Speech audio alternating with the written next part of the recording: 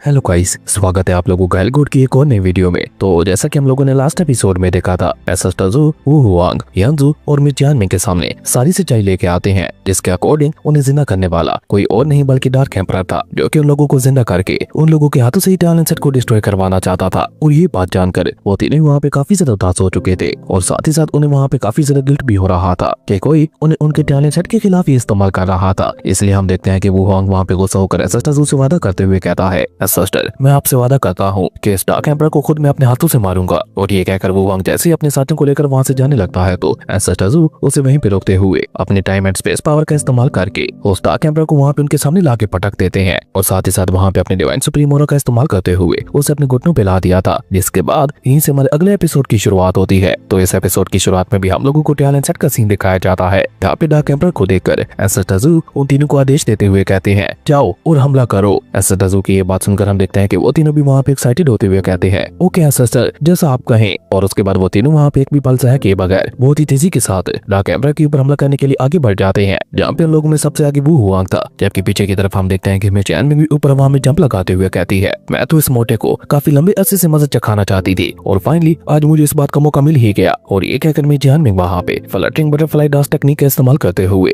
उस dark emperor के ऊपर एक काफी ज्यादा खतरनाक हमला कर देती है। जबकि ये सब कुछ देखकर यंजू भी कहाँ पीछे रहने वाली थी, इसलिए वो भी वहाँ पे अपने पियर ब्लूसम रेम टेक्निक का इस्तेमाल करते हुए तीसरी तरफ से वहाँ पे उस डार्क एम्परर के ऊपर हमला कर देती है। जिसके चलते हम देखते हैं कि वहाँ पे डार्क एम्परर के ऊपर एक के बाद एक लगातार वहाँ पे बहुत ही ज्यादा खतरनाक हमले होने लगे थे। जिसके चलते हम देखते हैं कि वहाँ पे एक बहुत ही ज्यादा बड़ा एनर्जी ब्लास्ट हो जाता है, जिसकी वजह से वहाँ पे चारों तरफ धुआं फैल गया था। लेकिन हम देखते हैं कि वो डार्क एम्परर भी कम ताकतवर नहीं था, इसलिए हम देखते हैं कि वो जल्दी फाइट बैक करते हुए अपने जायंट डेमोनिक हैंड्स का इस्तेमाल करते हुए उन तीनों के खतरनाक हमलों का मुकाबला करने लगा था। जो देखकर वू हुआंग वहाँ पे उसे हेड टू हेड टक्कर देने के लिए वहाँ पे आगे बढ़ते हुए कहता है, तुमने आज तक टैलेंट सेट के साथ जो कुछ भी किया है, आज मैं तुमसे उसका बदला लेके रहूंगा। लेकिन ये कहकर जैसे वू हुआंग वहाँ पे आगे बढ़ने की कोशिश करता है तो डार्क एम्परर वहाँ पे एक बार फिर से अपनी जायंट डेमोनिक हैंड्स का इस्तेमाल करते हुए वहाँ पे सोर्ड स्लैशेस से वू हुआंग के ऊपर हमला करते हुए उसे रोकने की कोशिश करने लगा था। लेकिन हम देखते हैं कि वू हुआंग वहाँ पे अपनी कमाल की स्पीड का इस्तेमाल करते हुए उसके हर एक अटैक को डॉज करके सीधे वहाँ पे ऊपर हवा में जंप करते हुए सीधा डार्क एम्परर के सामने पहुंच चुका था। जो कि साथ ही साथ वहाँ पे जल्दी से क्रैशिंग ये टीथ टेक्निक का इस्तेमाल करते हुए डार्क एम्परर के ऊपर एक बहुत ज्यादा पावरफुल अटैक चल देता है, जिसका मुकाबला करने के लिए डार्क एम्परर भी वहाँ पे एक बार फिर से अपनी जायंट डेमोनिक हैंड को आगे ला चुका था। जो देखकर पीछे की तरफ में जियानमिंग वहाँ पे चिल्लाते हुए उससे कहती है, तुमने जिन घटिया तरीकों का इस्तेमाल करते हुए टैलेंट सेट को चोट पहुंचाने की कोशिश की है वो नाकाबिले बर्दाश्त है, इसलिए आज चाहे कुछ भी हो जाए हम तुम्हें जिंदा नहीं छोड़ने वाले। और ये कहकर वो वहाँ पे अपने मल्टीपल इंसेक्ट्स का इस्तेमाल करते हुए उन्हें पाइथन डेमोनिक बीस्ट में ट्रांसफॉर्म कर देती है। जो कि वहाँ पे वू हुआंग का साथ देते हुए बहुत ही तेजी के साथ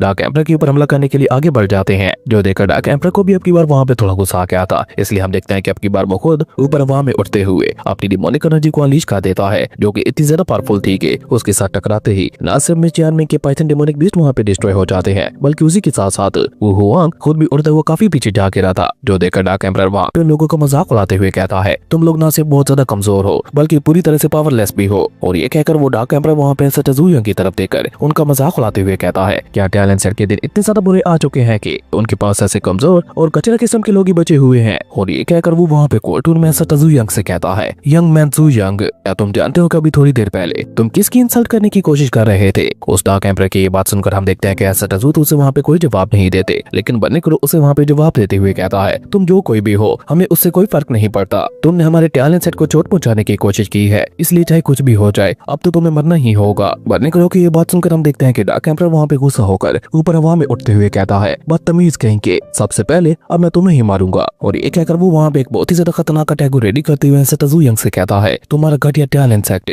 हम जैसे महान भारत डिसेबल्स को आंखें दिखा रहा है, अब तो चाहे कुछ भी हो जाए तुम्हारा टैलेंट सेट नहीं बचने वाला। इसका मतलब है कि डार्क एम्परर और उसके साथी मिलाकर टोटल 12 डिसेबल्स थे। अब बाकी की 11 डिसेबल्स कौन है उनका तो हमें आगे ही पता चलेगा, पर तब तक हम देखते हैं कि वो डार्क एम्परर वहाँ पे अपने जायंट डेमोनिक हैंड्स का इस्तेमाल करते हुए ऐसा तजू यांग के ऊपर एक बहुत ही ज्यादा खतरनाक अटैक चल चुका था। खास तौर पर उसने अटैक बन्नी करो को टारगेट करते हुए किया था। लेकिन हम देखते हैं कि वू हुआंग वहाँ पे बीच में आकर उन तीनों के तीनों अटैक्स को अपने ऊपर लेते हुए कहता है, मरोगे तो आज तुम यहाँ पे। टैलेंट सेट हमेशा से सलामत था, सलामत है और सलामत ही रहेगा। जो कोई भी टैलेंट सेट की तरफ मेली आंख से देखेगा उसे मिटा दिया जाएगा। और ये कहकर वू हुआंग वहाँ पे बहुत ही तेजी के साथ डार्क एम्परर के हर एक अटैक का मुकाबला करते हुए बहुत ही तेजी के साथ उसकी तरफ आगे बढ़ने लगा था। लेकिन हम देखते हैं कि डार्क एम्परर वहाँ पे रुकने का नाम ही नहीं ले रहा था। वो एक के बाद एक अपनी स्लैश टेक्निक का इस्तेमाल करते हुए वू हुआंग के ऊपर अटैक ही जा रहा था, जिसके चलते हम देखते हैं कि वू हुआंग के लिए डार्क एम्परर के पास जा पाना बहुत ज्यादा ज्यादा मुश्किल हो गया था। और मिस चानमिंग जो कि वहाँ पे ये सब बहुत ही गौर से देख रही थी, वो भी वहाँ पे गुस्सा होते हुए कहती है, तुमने हम लोगों को जिंदा करने के लिए इतनी गंदी एनर्जी का इस्तेमाल किया, अभी तो उसका बदला लेना भी बाकी है। और ये कहकर वो वहाँ पे अपने इंसेक्ट्स को आदेश देते हुए कहती है, जाओ और जाकर इस मोटे को खा जाओ। मिस चानमिंग कैसा कहती है, हम देखते हैं कि उसके कीड़े वहाँ पे एक साथ मार्च होते हुए एक बहुत बड़े बिच्छू का रूप ले लेते हैं, जिसे मिस चानमिंग वहाँ पे कंट्रोल करते हुए उसे डार्क एम्परर के ऊपर हमला करने के लिए आगे भेज देती है। और ऊपर से हम देखते हैं कि वू हुआंग भी वहाँ पे उसका साथ देने के लिए उसी बिच्छू के ऊपर आके खड़ा हो गया था।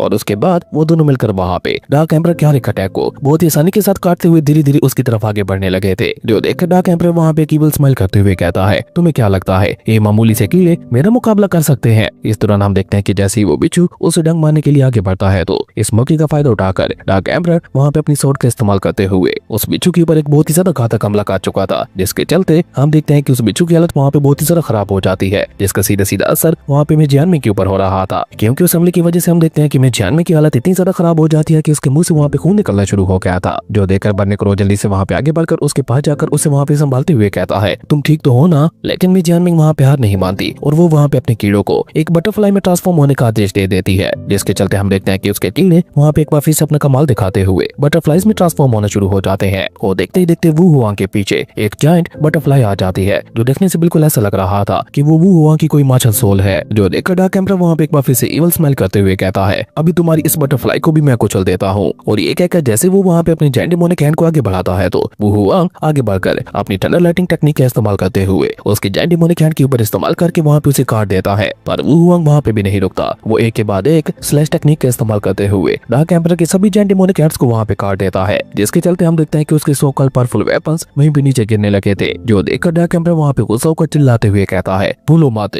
तुम लोगों को ये जिंदगी मैंने दी है, वरना तुम्हारे जैसे 3 मुर्दे मेरा कुछ भी नहीं बिगाड़ सकते थे। तुम्हारी रगों के अंदर जो एनर्जी फ्लो कर रही है वो मेरी दी हुई है, इसलिए तुम तीनों मिलकर चाहे कुछ भी कर लो, तुम तीनों मुझे हर्ट नहीं कर सकते। और ये कहकर वो डार्क एम्परर वहाँ पे अपनी डिवोरिंग टेक्निक का इस्तेमाल करते हुए मिस जानमिंग के सारे कीड़ों को निगलना शुरू कर देता है। जो देखकर तो मिस जानमिंग के फेस की पर स्माइल आ जाती है, जबकि बर्निक्रो भी वहाँ पे उसका मजाक उड़ाते हुए कहता है, मुझे लगता है कि तुम बस बड़ी बड़ी बातें करना ही जानते हो, वरना तुम हो एक नंबर के बेवकूफ। बर्निक्रो को ये कहना बिल्कुल ठीक था, क्योंकि हम देखते हैं कि एक साथ इतने सारे कीड़ों को निगलने की वजह से डार्क एम्परर को वहाँ पे दम घुटने लगा था, इसलिए हम देखते हैं कि वो वहाँ पे उल्टी करते हुए उन सारे कीड़ों को बाहर निकाल देता है। और उसके बाद वो वहाँ पे गुस्सा होकर एक बार फिर से अपनी डिमोनिक एनर्जी को अनलीश करते हुए कहता है, बहुत अच्छे, बहुत ज्यादा अच्छे, पर अब बस बहुत हो गया, अब मैं तुम में से किसी को भी नहीं छोड़ने वाला। और उसके ऐसा कहते ही हम देखते हैं कि उसकी बॉडी से इतनी ज्यादा खतरनाक डिमोनिक एनर्जी अनलीश होती है कि वो तीनों डिसेबल्स तो वहाँ पे खुद ब खुद दिखे सकते हुए पीछे होने लगे थे। और उस खतरनाक एनर्जी को निकलते हुए देखकर अब की बार ऐसा तजू भी वहाँ पे थोड़ा सीरियस हो चुके थे, जबकि सामने की तरफ हम देखते हैं कि वो हुआंग और उसकी साथियों की हालत तो बहुत ही ज्यादा खराब दिखाई दे रही थी। और सबसे ज्यादा खराब हालत तो वहाँ पे मिस जानमिंग की थी, क्योंकि उसके कीड़े वहाँ पे पूरी तरह से खत्म हो चुके थे। वहीं सामने की तरफ हम देखते हैं कि जैसे वो डार्क एम्परर अपनी डिमोनिक एनर्जी को अनलीश करते हुए अपनी जगह पे खड़ा होता है, तो उसके चारों तरफ उसे वहाँ पे अपने सामने काफी सारे सोल वेपन्स दिखाई देते हैं, जिन्हें भी डार्क एम्परर वहाँ पे देखते हुए समझने की कोशिश कर ही रहा था कि तभी हम देखते हैं कि वो सभी एक साथ मिलकर वहाँ पे डार्क एम्परर के ऊपर अटैक करना शुरू कर देते हैं, जिसके चलते हम देखते हैं कि वहाँ पे काफी ज्यादा बड़ा एनर्जी ब्लास्ट हो गया था। और इस मौके का फायदा उठाकर मिस जानमिंग वहाँ पे चिल्लाते हुए यंजू से कहती है, यही सही मौका है। मिस जानमिंग की ये बात सुनकर हम देखते हैं कि यंजू भी वहाँ पे अपने वेपन का इस्तेमाल करते हुए सोल बेंडिंग चेंज टेक्निक का इस्तेमाल करते हुए उसके ऊपर एक बहुत ही ज्यादा घातक हमला कर चुकी थी, जो कि उन सोल वेपन्स के साथ मिलते हुए उस अटैक को और भी ज्यादा पावरफुल बना चुका था। और जैसे वो जाकर वहाँ पे डार्क एम्परर के साथ टकराता है, तो वहाँ पे एक बार फिर से बहुत ज्यादा बड़ा एनर्जी ब्लास्ट हो जाता है। और कमाल की बात तो ये थी कि डार्क एम्परर अभी तक वहाँ पे अपनी जगह से 1 इंच भी नहीं हिला था। इसी दौरान हम देखते हैं कि वहाँ पे फैंग और उसके साथी भी वहाँ पे पहुंच जाते हैं, जो कि एक साथ ही अपनी अपनी एनर्जी को अनलीश करते हुए कहते हैं, अगर तुम लोगों से इस मोटे को संभालना मुश्किल हो रहा है तो हमें बताओ, हम अभी इसका काम तमाम कर देते हैं। लेकिन ये कहकर जैसे फैंग वहाँ पे उनकी मदद करने के लिए आगे बढ़ता है, तो मिस निंगयू बीच में आकर उसे वहीं पे रुकते हुए कहती है, ये उनका मामला है, इसलिए ये उन्हें ही संभालने दो। कुछ दुश्मनियां ऐसी होती हैं जिनसे जब तक खुद बदला ना लिया जाए दिल को वो सुकून नहीं मिलता, और ये मामला भी बिल्कुल वैसा ही है। खैर सामने की तरफ हम देखते हैं कि उस बहुत बड़े एनर्जी ब्लास्ट के साथ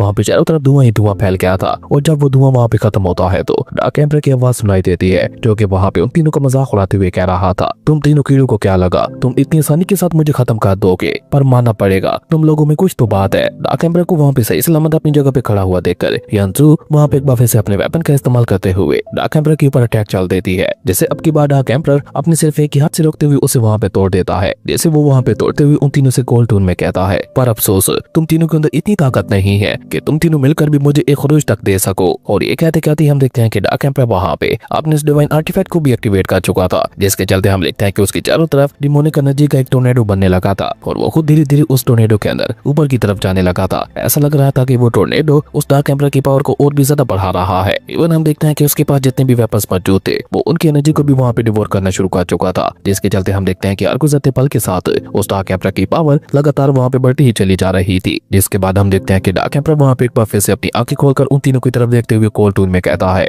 आज मैं पर्सनली खुद तुम तीनों को अपने हाथों से जान से मारूंगा ताकि लोगों को पता चल सके कि डार्क एम्परर के खिलाफ जाने का क्या अंजाम होता है। डार्क एम्परर की इस बढ़ती हुई पावर को देखकर वो तीनों भी वहाँ पे बहुत ही ज्यादा घबरा चुके थे। लेकिन इस दौरान हम देखते हैं कि अचानक से मिस जानमिंग को वहाँ पे कुछ पुरानी यादें याद आने लगती है। जब एंशिएंट टायलेंट सेट के ऊपर हमला हुआ था समय भी मिस जानमिंग ने वहाँ पे ऐसा ही कुछ नजारा देखा था। उस समय ऐसे वहाँ पे डिमोनिक टोर्नेडो बना हुआ था और उसके अंदर से लगातार वहाँ पे एंशिएंट टायलेंट सेट के ऊपर हमले हो रहे थे, जिसमें एंशिएंट टायलेंट सेट के काफी सारे डिसेबल्स जान से मारे गए थे। उस सोर्ड रेन की वजह से एंशिएंट टायलेंट सेट को काफी ज्यादा नुकसान झेलना पड़ा था। और ये याद करके मिस जानमिंग वहाँ पे हड़बड़ाकर चिल्लाते हुए कहती है, ये तो वही टेक्निक है। जो देखकर डार्क एम्परर वहाँ पे एक ईवल स्माइल करते हुए कहता है, ओ तो तुम्हें याद आ ही गया, चलो अच्छी बात है। अब मैं नए टैलेंट सेट को भी एंशिएंट टैलेंट सेट की ही तरह पूरी तरह से मिटा दूंगा। तुम सभी लोग मेरे सामने कीड़े मकोड़ों के बराबर हो जिन्हें मैं जब चाहे मसल सकता हूँ। और ये कहकर वो वहाँ पे अपने डिवाइन आर्टिफैक्ट को आदेश देते हुए कहता है, टॉम्ब ऑफ 10,000 सोल वेपन्स को समन करो। उस डार्क एम्परर कैसा कहते ही हम देखते हैं कि वहाँ पे उसके पीछे 10,000 से भी ज्यादा सोल वेपन्स आ चुके थे, जिनमें से हर एक वेपन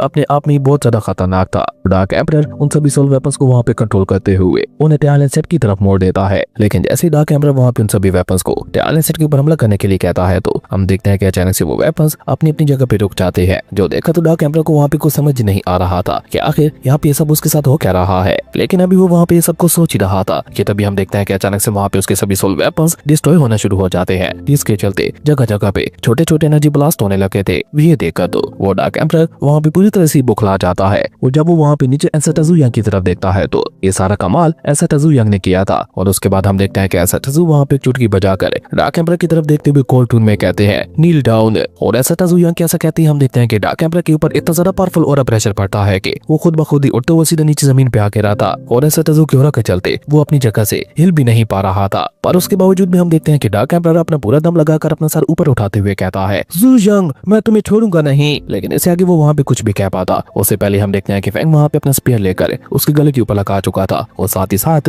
लिंगो भी वहाँ पे उसके पास जाते हुए कहता है, अब अगर तुम अपनी सलामती चाहते हो तो चुपचाप मिस जानमिंग और बाकी सभी की लाइफ सोल्स को हमारे हवाले कर दो। लेकिन लिंगो की ये बात सुनकर हम देखते हैं कि डार्क एम्परर उसे वहाँ पे कोई जवाब नहीं देता, क्योंकि वो तो वहाँ पे उनकी बात सुनने को तैयार ही नहीं था। इसलिए हम देखते हैं कि एंसा टजू यांग खुद वहाँ पे पहुंच जाते हैं। और एंसा टजू यांग को देखकर वो डार्क एम्परर वहाँ पे उनसे कहता है, ज़ू यांग तुम चाहे मेरे साथ जो मर्जी कर लो पर तुम उन तीनों को कभी भी नहीं बचा पाओगे। और ये तो बस शुरुआत है, एक एक करके तुम सभी लोगों को मरना होगा, पूरे के पूरे टैलेंट सेट को खत्म होना होगा। मैं तुम्हें नहीं मार पाया तो क्या हो गया, लेकिन मेरे मास्टर अभी तक भी जिंदा है और तुम मेरे मास्टर के हाथों से ही मरने वाले हो। डार्क एम्परर की ये बात सुनकर हम देखते हैं कि एंसा टजू वहाँ पे अपने हाथ को ऊपर हवा में उठाते हुए कोल्ड टून में उससे कहते हैं, इतना सब हो जाने के बावजूद भी खुद को ताकतवर दिखाने की कोशिश कर रहे हो, ये एक्टिंग बंद करो क्योंकि मेरे सामने तुम्हारी ये एक्टिंग किसी भी काम नहीं आने वाली। और ये कहकर एंसा टजू वहाँ पे अपने हाथ का इस्तेमाल करते हुए उसके ऊपर पड़ रहे और प्रेशर को और भी ज्यादा बढ़ा देते हैं, जिसके चलते हम देखते हैं कि डार्क एम्परर वहाँ पे चिल्लाते हुए कहता है, ज़ू यंग कमीने इंसान मैं तुम्हें छोड़ूंगा नहीं। लेकिन तब तक हम देखते हैं कि एंसा टजू वहाँ पे अपनी गोड पाम टेक्निक का इस्तेमाल करते हुए उसके ऊपर अटैक कर चुके थे, जिसके चलते हम देखते हैं कि वहाँ पे एक बहुत बड़ा गोड पाम धीरे धीरे वहाँ पे डार्क एम्परर की तरफ आने लगा था। और जैसे जैसे वो डार्क एम्परर की तरफ आगे बढ़ रहा था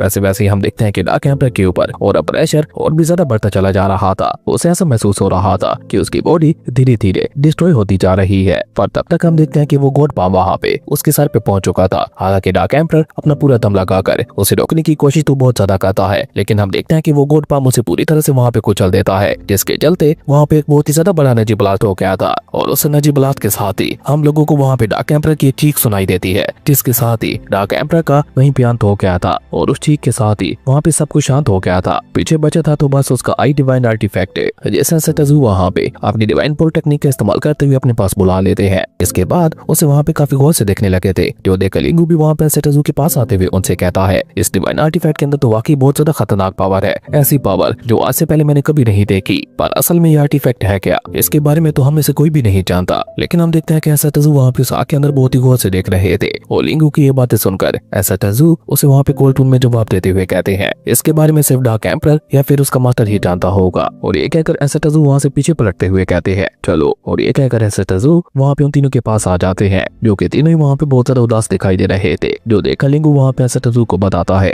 सिस्टर इनकी लाइफ सोल्स अभी तक भी इनके पास नहीं है और अपनी लाइफ सोल्स के बगैर ये लोग सिर्फ 3 दिनों तक ही सर्वाइव कर पाएंगे, उसके बाद ये दोबारा से मारे जाएंगे। और इस बात को लेकर वो तीनों वहाँ पे बहुत ज्यादा उदास दिखाई दे रहे थे, क्योंकि पिछले कुछ दिनों में उन लोगों को टैलेंट सेट से जो प्यार मिला था वो लोग उसे भूल ही नहीं पा रहे थे। और उन लोगों को वहाँ पे इस तरह से उदास होते हुए देखकर एसेटजू वहाँ पे कोर्ट रूम में उन तीनों से कहते हैं, जब तक मैं जिंदा हूँ तब तक तुम नहीं मरोगे, तुम तीनों क्या, जब तक मैं एग्जिस्ट कर रहा हूँ मैं अपने इंसियर टैलेंट सेट के डिसेबल्स को कुछ भी नहीं होने दूंगा। और ये कहकर एसेटजू वहाँ पे उन तीनों से कहते हैं, तुम तीनों मुझे वहाँ पे लेकर जाओ जहाँ पे तुम तीनों को जिंदा किया गया था। एसेटजू की ये बात सुनकर हम देखते हैं कि वो तीनों वहाँ पे बहुत ही ज्यादा खुश हो जाते हैं और वो तीनों ही जल्दी से वहाँ पे एसेटजू के सामने अपना सर झुकाते हुए कहते हैं, ओके सिस्टर जैसा आप कहें। उसके बाद सीन चेंज होता है और हम लोगों को उसी प्यूरिफाइंग रिवर का सीन दिखाया जाता है, जिसे एशियन रिवर भी कहा जाता है। वहाँ पे चारों तरफ शांति ही शांति फैली हुई थी। ये शांति आने वाले तूफान से पहले की थी, क्योंकि हम देखते हैं कि चैंग मिंग वहाँ पे उन कॉफिन्स को डिस्टर्ब करने के लिए अपना पूरा दम लगा चुके थे। इवन चैंग तो वहाँ पे डार्क एम्परर के उस कल को वहाँ पे किक मारते हुए उसे भी वहाँ पे तोड़ देता है। जबकि इस दौरान हम देखते हैं कि वो लोग मिलकर वहाँ पे एंशिएंट टैलेंट सेट के सभी डिसेबल्स को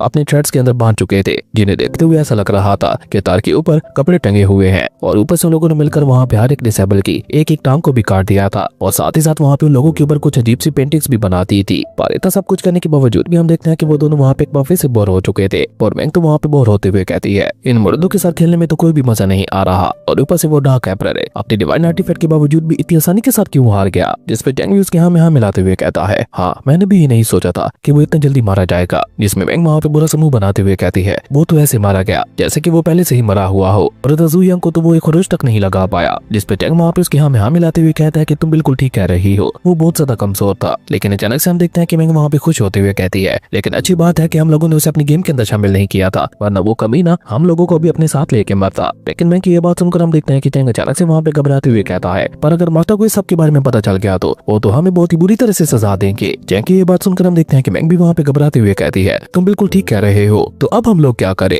जिस पे चैंग वहाँ पे उसे जवाब देते हुए कहता है, हमें किसी ऐसे को ढूंढना होगा जो कि ब्रदर जू यंग को मार सके, तभी मास्टर जाकर कहीं हम लोगों को माफ करेंगे। और ये कहकर वो दोनों ही वहाँ पे सोच में पड़ जाते हैं कि आखिर वो ढूंढे तो ढूंढे कैसे जो कि जू यंग को मार सके। काफी देर सोचने के बाद चैंग तो वहाँ पे अपना सर पकड़ते हुए कहता है, मुझे तो कुछ भी समझ नहीं आ रहा कि हम लोग किसे ढूंढे। जिस पे मैंग उसे वहाँ पे आइडिया देते हुए कहती है कि उन्हें हम लोग किसी और मैन का इस्तेमाल करे, उसके पास फाइटिंग का बहुत ज्यादा एक्सपीरियंस होगा। मैंग की ये बात सुनकर हम देखते हैं कि चैंग वहाँ पे उसे जवाब देते हुए कहता है, तुम जिस ओल्ड मैन की बात कर रही हो वो तो डार्क एम्परर से भी ज्यादा बेकार है। जिस पे वो जवाब देते हुए कहती, तो फिर हम लोग करें तो करें क्या, मुझे तो कुछ भी समझ नहीं आ रहा। और ये कहते कहते जब वो दोनों वहाँ पे सामने की तरफ देखते हैं तो उनकी नजर वहाँ पे अपनी क्लोन्स के ऊपर पड़ती है, जो कि अभी तक भी लगातार वहाँ पे मजे कर रहे थे। उन्हें देखकर उन दोनों के दिमाग में एक आइडिया आता है और मिंग वहाँ पे अपने अजीब से खिलौने का इस्तेमाल करते हुए उसे जोर जोर से बजाना शुरू कर देती है, जिसके चलते हम देखते हैं कि उनके सारे क्लोन्स वहाँ से वापस जा चुके थे। मिंग को वहाँ पे सब कुछ करते हुए देखकर चैंग उसकी तारीफ करते हुए कहता है, मानना पड़ेगा तुम्हारी ये आइडिया बहुत ज्यादा कमाल का है। तो इसका मतलब है कि अब हम दोनों खुद ब्रदर जू यंग के साथ मिलकर लुका छुपी खेलने वाले हैं। अपने भाई चैंग की ये बात सुनकर हम देखते हैं कि मिंग वहाँ पे एक्साइटेड होते हुए कहती है, हाँ तुम बिल्कुल ठीक कह रहे हो, और ये तो सुनने में ही कितना ज्यादा इंटरेस्टिंग लग रहा है, इसमें बहुत ज्यादा मजा आएगा। मिंग की ये बात सुनकर हम देखते हैं कि चैंग के फेस के ऊपर एक ईवल स्माइल आ जाती है और वो अचानक से जंप लगाते हुए कहता है, तो फिर देर किस बात की, गेम को शुरू करते हैं। और ये कहकर वो वहाँ पे टेलीपोर्टेशन पोर्टल को ओपन करते हुए उसके अंदर चला गया था, जो देखकर मिंग वहाँ पे एक्साइटेड होते हुए कहती है, ब्रदर जू यंग अब हम देखते हैं कि आप हमें कैसे ढूंढ पाते हो। और ये कहकर वो भी वहाँ पे चैंग के पीछे पीछे उस पोर्टल के अंदर जंप लगा देती है, जिसके साथ ही हमारा ये कमाल का एपिसोड यहीं पे खत्म हो गया था। दोस्तों अगर आप लोगों को ये वीडियो अच्छी लगी तो लाइक कर दें, और अगर चैनल पे नए आए हो तो सब्सक्राइब करते जाना। तो मिलते हैं एक न्यू वीडियो में, तब तक के लिए बाय।